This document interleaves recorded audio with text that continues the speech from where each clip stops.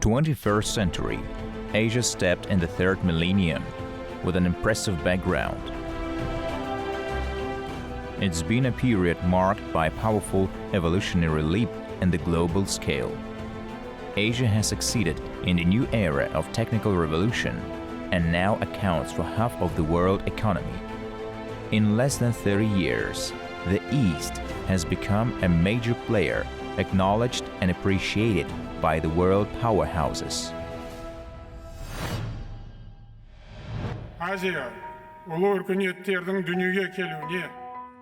Asia is an ancient continent that saw the great civilizations to emerge, flourish, and absorbed into history one after the other. Arabic, Persian, Chinese, and Indian civilizations are an inseparable part of human history.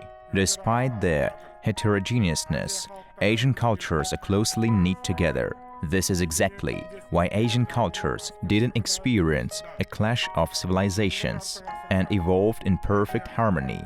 Over the last half-century, Asia has renewed continually and became a fast-growing continent, confidently claiming its place among the world powers.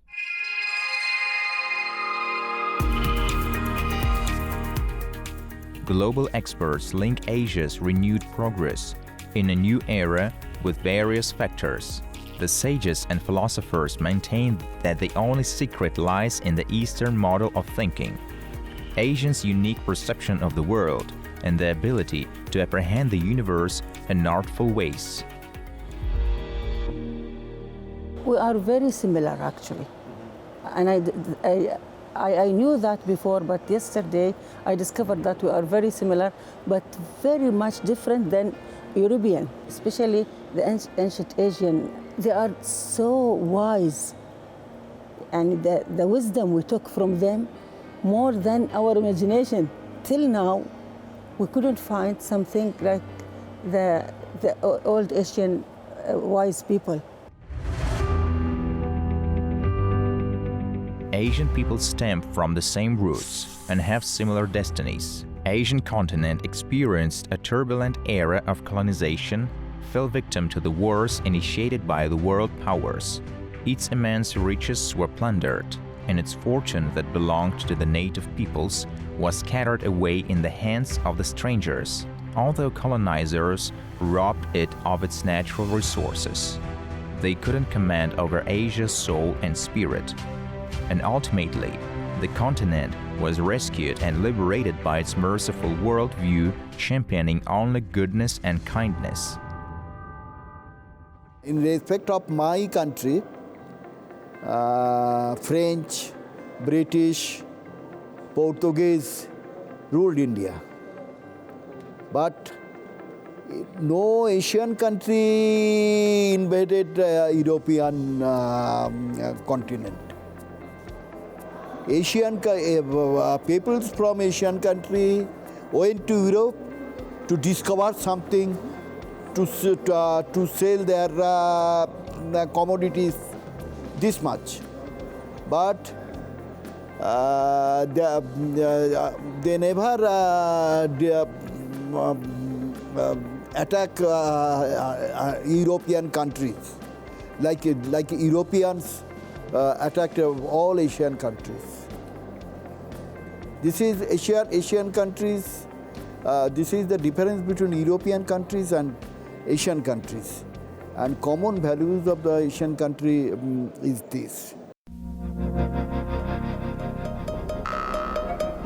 A philosophical concept characteristic to the East is road. This is not the road as it is understood elsewhere. It is a spiritual road leading to the truth. There is no perfidy in this road, only harmony, no ignorance, only self-knowledge. There is no death here, only eternity. For thousands of years, Asia hasn't strayed off its path to wholesomeness and spiritual perfection. And the lighthouse on this road is literature.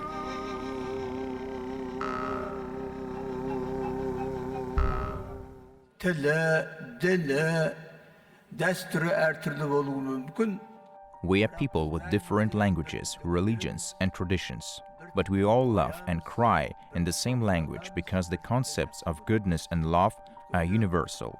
We learned this thanks to literature. World literature played a major role in our formation. We were fascinated by the lives and fates of the people we don't know about much. Our hearts were broken when reading about unhappy love stories from around the world. And that's how we nurtured the universal notion of love. If it is quality literature indeed, it won't recognize any borders. It will be relatable and treasured worldwide. Ancient Babylon, China, Persian Empire, Japan, India, Southeast Asia, as well as Islamic and Turkic worlds enriched the human race with invaluable spiritual and aesthetic treasures.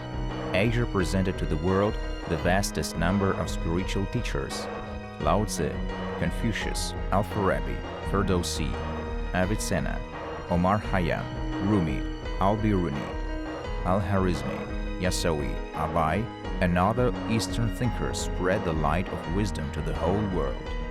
Asian literature is a unique and grand phenomenon in world literature. It differs from other continents' literature in its genres, styles, musicality, forms, characters, plots, and its distinctive voice.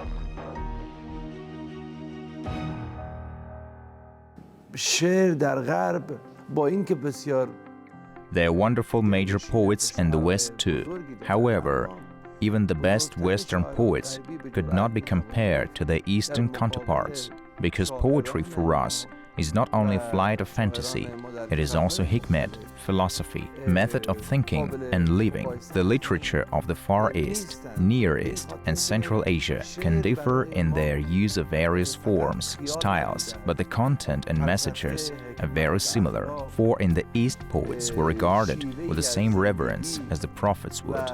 Therefore, one could say that Eastern literature is sacred.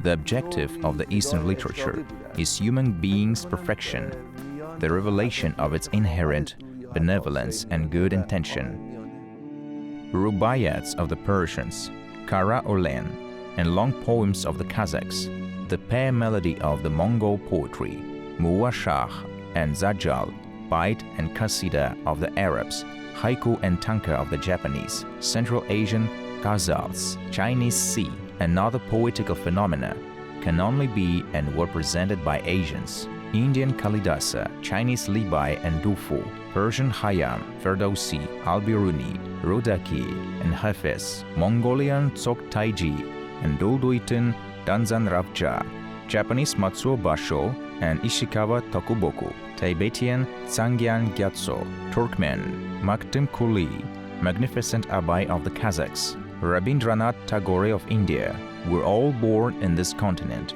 dissimilar to each other, and yet in harmony. Asian poets make up a multicolored panorama of the Asian civilization. In this garment, there are so many colors. In my jacket, people's cultures should be separate, and this is not a school of the same uniform. I like Asian literature when they are in small forms. The Chinese, the Korean, the Japanese, and the Malay and Indonesian. We have poetic forms that are very small, but in those small forms, you put as much as possible your meaning, yet beautiful language. And that's one. The other one is the aesthetics of some Asian countries. They are not like Western contemporary aesthetics that come in at you strong. But in our traditional aesthetics, you just touch a little on the surface. But because you do it naturally, you get to the meaning, to the depths, as it were, without having to punch at that person, at that. 우리는 오히려 고대가 It is said that the Asian literature originates equally from East and West Asia. When learning the ancient literature, we learn about people of those eras. The ancient literature is a source of historical knowledge for us. Asian literature can be different in regional terms, but it also has a lot of similarities. However, each region in Asia has its own distinctive voice, since it represents different lifestyles. Through literature, we learn about various people, their cultures and histories.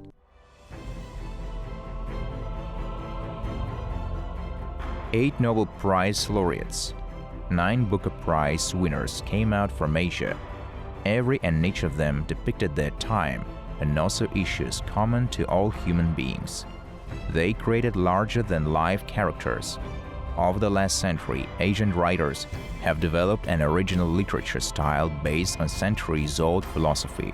One could name Japanese surrealism, Chinese realism, Turco-Islamic symbolism, Southeastern abstractionism, and other fascinating literature tendencies. In Asian literature, it is not the text itself that dominates, but its subtexts, imagery, metaphor, and allegory. If Asian poetry is packed with rich comparisons and mysticism, prose stands out with unexpected turns in the plot and character behavior.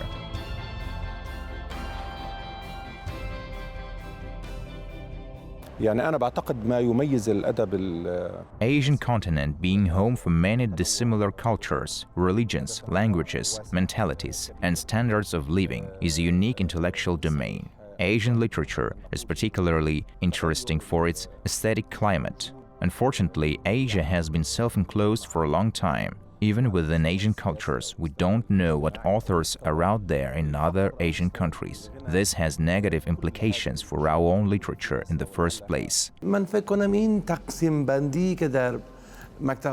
Western styles prevalent in poetry and, let's say, generally in literature are not so discernible in Asian literature, nevertheless present. For instance, we can discern surrealism in the verses of Mani Rao, Sufi poets like Bayazid Bastami and Rabia Balkhi. Therefore, it is wrong to say that surrealism originated in the West and arrived to the East from the West. If you look at Arabian Nights or oeuvre of Rumi, they're all in magical realism. The magical realism that is considered to be Salman Rushdie's contribution was there from olden times. To know the value of our literature, to make it known, we have to look into history and look for its roots. Asia, along with the rest of the world, is on the verge of new dangers and challenges of the new age. A new mission arises before the continental literature. Global problems of our days including religious fanaticism and terrorism, environmental catastrophes, the threat of the nuclear war, xenophobia and poverty, problems of loneliness and alienation, violation of human rights, and other negative phenomena arising from human degradation are condemned by the writers. Mercifulness and humanism, compassion, and environmental awareness, and other elevated spiritual concepts should become the greatest values promoted and celebrated by the literature of the new age. Only a society influenced by literature that reach its spiritual maturity can hold out against countless destructive events. This can be achieved if the states and writers join their efforts in securing literature's rightful position in modern society. And there is a lot of studies around in Malaysia and Indonesia on conflict resolution. I am involved in one of them because literature provides a way out from our problems, from our miscommunication, from our misunderstanding, and perhaps our wars too. So literature was important that way because it tells us, it urges us to think in a certain way so that many of the problems can be solved before they become bigger ones, conflicts and wars.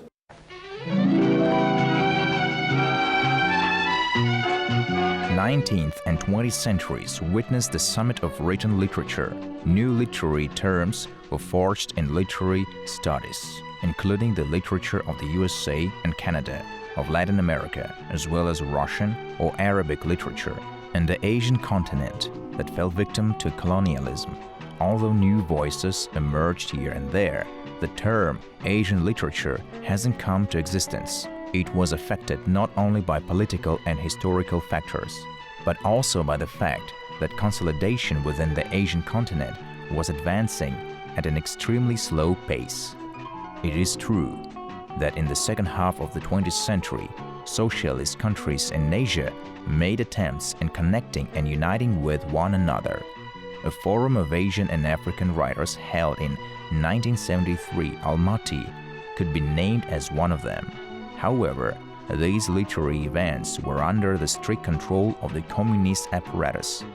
They were designed to intensify the level of presence and representation of the communist ideology in literature.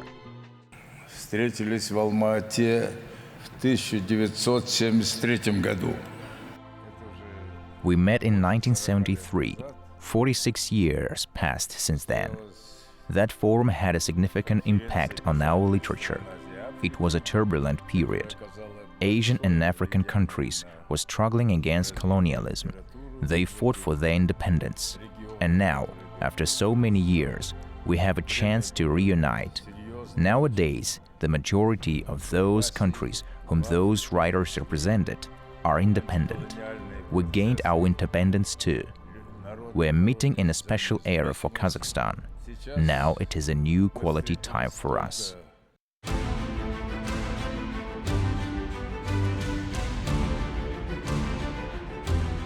Asian writers have been united for the first time in the history of the continent by Kazakh people striving for spiritual renewal. The forum welcomed and brought together about 100 world-renowned literary figures from 44 countries of the continent. There were Nobel Prize nominees, recipients and winners of the Booker, ASEAN, and other major international literary awards and competitions among them. More than 200 distinguished penmen from all over the country took part in the forum. The event, received by the Writers' Union of Kazakhstan, lasted for 4 days. The opening speech was delivered by the head of state, Kassym-Jomart Tokayev. біздің әдебиетіміздің өз қазанында қайнай бермей. This should be received as a mark of the new era in which our literature oversteps physical borders and links up with the rest of the world. Which course the literature, including Asian literature, embarked on? What problems, tendencies, and directions prevail? These questions were the main focus of our discussions. One of the main objectives of the forum is to facilitate integration of Asian literature, to shape a common literary space, to endorse a new term, Asian literature, into literature studies, and to deliver Asian literary voice to the world. ما از این پس میتونیم با وقوف بیشتر بریم به سمت اینکه We have to start to build a common literary domain of Asia. This should be a platform for expressing all Asian countries' voices. Poems by Tagore, ghazals by Hafiz, rubayats by Omar Khayyam, verses by Nizuli, as well as Nawai's oeuvre are the jewels of Asian literature. Today, in the era of globalization, we, Asian writers, have to write such works that reflect joys and mishaps, dreams and strivings of the Asian continent. We have to ensure that the world hears Asians. During the forum, there were discussions in various topics, including the intrinsic features of Asian literature, the contest among genres, new forms, and literary experiments, problems in dramaturgy and children's literature, literary criticism, translation, publishing, application of new technologies in literature, etc. It is time to reflect on Asian poetry's place and influence on the world poetry of the 20th and 21st centuries. The success of Asian poetry today will largely depend on the quality of translation and publishers' financial interests. We're striding at a tortoise-like pace. For instance, great Persian poet Omar Khayyam's Rubaiyats was successfully translated into English some 160 years ago, but it took a long time for them to reach the audiences. It can be inferred from this that there are invisible obstacles for poetry carrying foreign culture and mentality to be noticed, recognized, translated, analyzed, included in the textbooks and anthologies. A lot of Asian poets have been experiencing the same problems. Writers' Union of Kazakhstan signed memorandums of understanding with more than 10 international literary associations. A Writers' Alley was presented in Nur Sultan, and the city hosted a summit of writers and young writers from Central Asia. The forum announced some new initiatives for Asian countries' governments.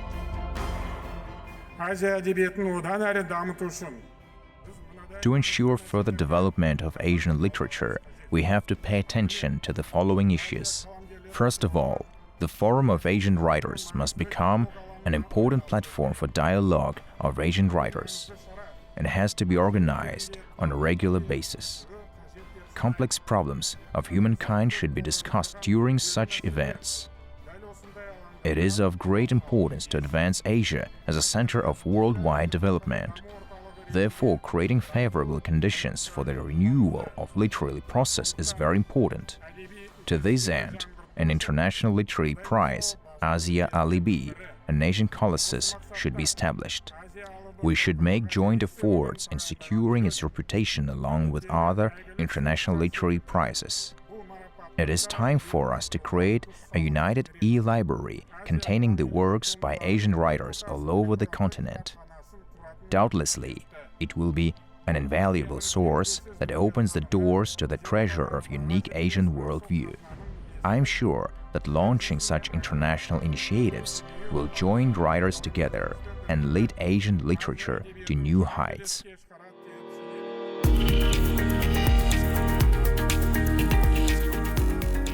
Asian writers, when visiting the Kazakh land, the land of great thinker Odag'y, shared thoughts similar to his. The message sounded every day during the forum was clear enough. Love all human beings as your own brother, and love justice as a true path. The only one I heard about before, years ago and before I come here, Abai. Only Abai. He's the only one I heard about, and I read his poems. And I loved his poem years ago. And I heard about him so many years, and I've written about him before. And I love his poets, actually. He's amazing. He's one of my favorite poets, actually.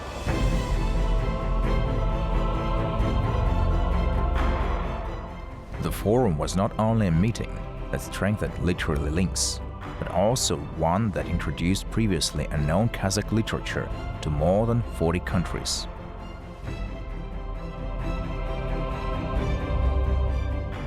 I appreciate the initiative from Kazakhstan.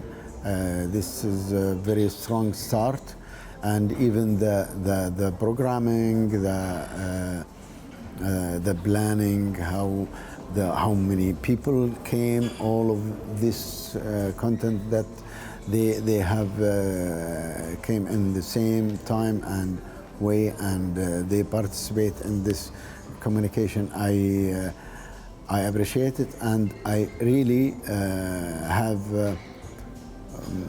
learned a lot about it and from it. It's been a wonderful event. Writers from different countries came together, got to know each other. These kinds of events unite us, unite literature, and literature unites people. This forum is very important in this regard. Not only literary figures came together, but the countries and their cultures did. Common roots, common worldview, common civilization. This was the main ideology of the forum. Writers from different backgrounds, who practice different religions and speak different languages, embrace this ideology anonymously. We're grateful very much for the efforts of Kazakh people in strengthening international literary relations and supporting them. I encourage everyone to initiate a new wave in poetry that could promote further the marvelous, noble, spiritual, cultural realm of Asia. Once Rerich asked, "Is Asian soul still alive?" We can now answer boldly, yes, it is. Asian heart is pounding. We will return to Asian roots and revive it.